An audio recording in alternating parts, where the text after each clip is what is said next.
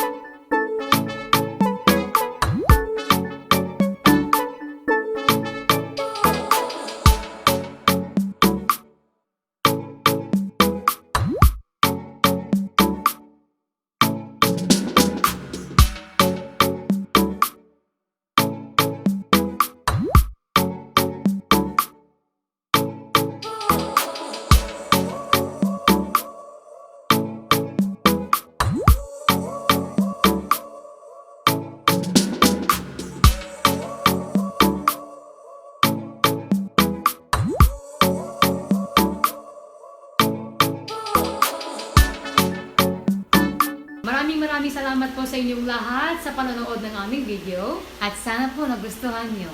Until next time, bye!